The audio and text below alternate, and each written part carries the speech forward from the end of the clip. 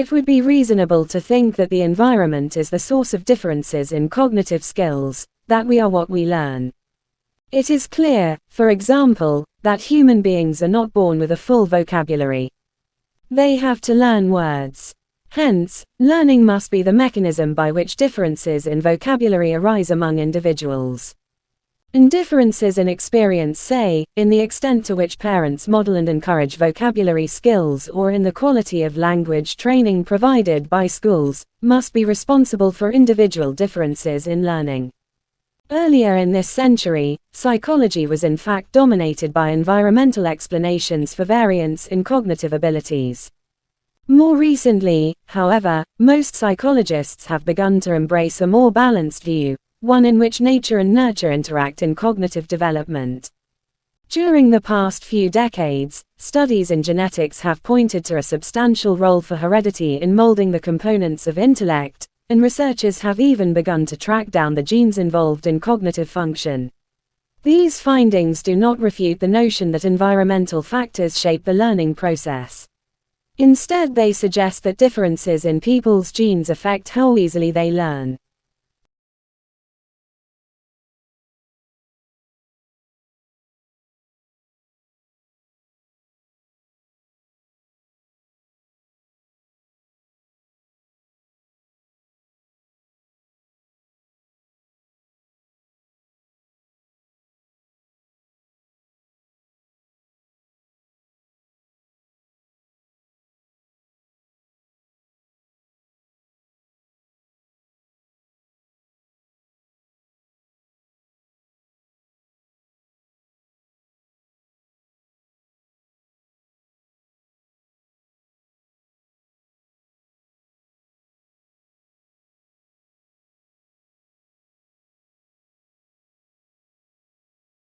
The extraordinary flying ability of dandelion seeds is possible thanks to a form of flight that has not been seen before in nature, research has revealed. The discovery, which confirms the common plant among the natural world's best flyers, shows that movement of air around and within its parachute-shaped bundle of bristles enables seeds to travel great distances, often a kilometer or more, kept afloat entirely by wind power. Researchers from the University of Edinburgh carried out experiments to better understand why dandelion seeds fly so well, despite their parachute structure being largely made up of empty space. Their study revealed that a ring-shaped air bubble forms as air moves through the bristles, enhancing the drag that slows each seed's descent to the ground. This newly found form of air bubble, which the scientists have named the separated vortex ring, is physically detached from the bristles and is stabilized by air flowing through it. The amount of air flowing through, which is critical for keeping the bubble stable and directly above the seed in flight, is precisely controlled by the spacing of the bristles. This flight mechanism of the bristly parachute underpins the seed's steady flight. It is 4 times more efficient than what is possible with conventional parachute design, according to the research. Researchers suggest that the dandelion's porous parachute might inspire the development of small-scale drone.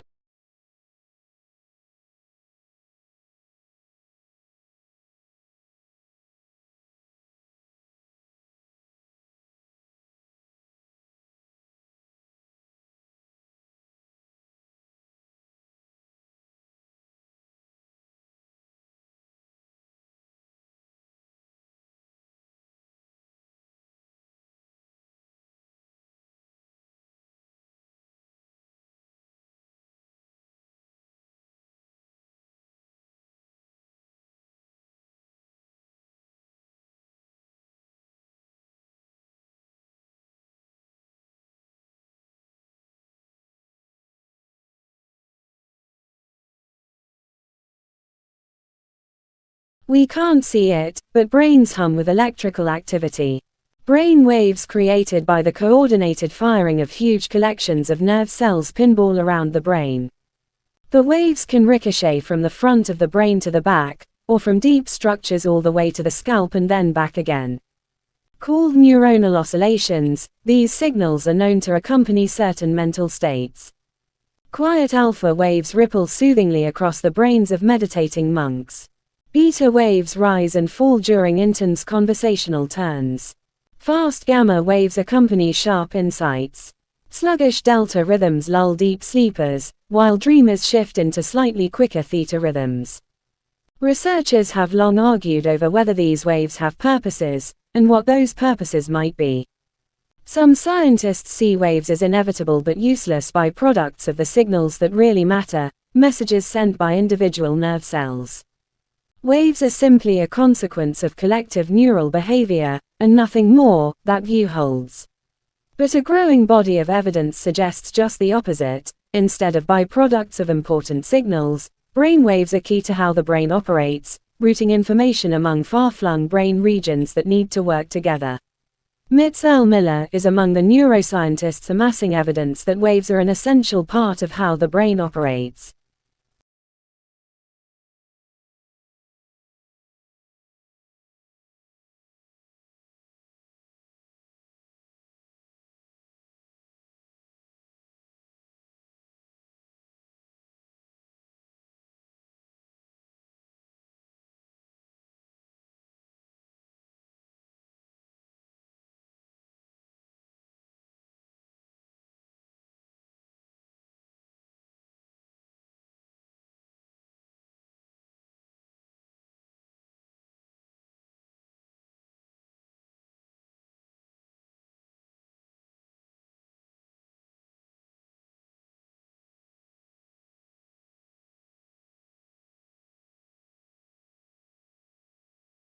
The Bridgeport, Our Common Future, 1987, defines sustainable development as development which meets the needs of the present without compromising the ability of future generations to meet their own needs.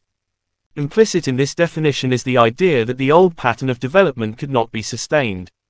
Is this true? Development in the past was driven by growth and innovation.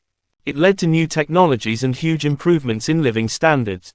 To assume that we know what the circumstances or needs of future generations will be is mistaken and inevitably leads to the debilitating sense that we are living on borrowed time. Only if we assume that society will remain static can we understand the needs of the future. The way we live today could not have been predicted 20 years ago. The sustainability paradigm fails to recognize this. It is a static view and thus places limits on human ingenuity. Similarly, a whole host of false assumptions dominate environmental thought. The scale of problems is exaggerated, the amount of resources is underestimated, and spurious links are made between areas such as green policies and profit, poverty and environmental degradation. Those of us who want a better future need to question these assumptions.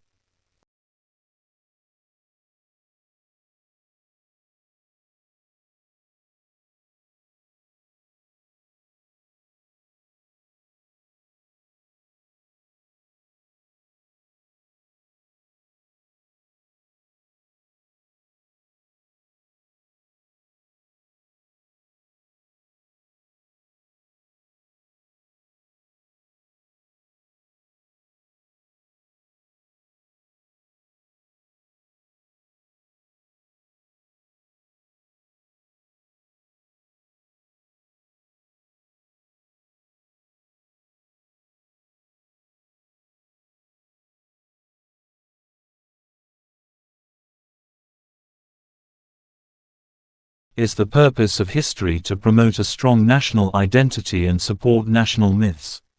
Certainly, it has been used in this way for centuries, and this is often reflected in the history curriculum. We can all remember history at school as being a matter of learning lots of facts and dates, and long lists of kings and queens, a grand narrative of how we got from a not-so-civilized past to the great nation we are today. Putting aside the fact that national identity is a complex and divisive question, especially in countries like the UK, which is comprised of several nationalities, this approach to history emphasizes a broad understanding, rather than a detailed understanding. Yet history is, or should be, a critical, skeptical discipline. Some historians see their work as disproving myths, demolishing orthodoxies, and exposing politically motivated narratives which claim to be objective. What students need to develop are more critical and analytical skills, in other words, to think for themselves. They can do this by studying certain historical problems in depth. This involves being critical of the narratives presented by historians and skeptical of the myths preserved in the national memory.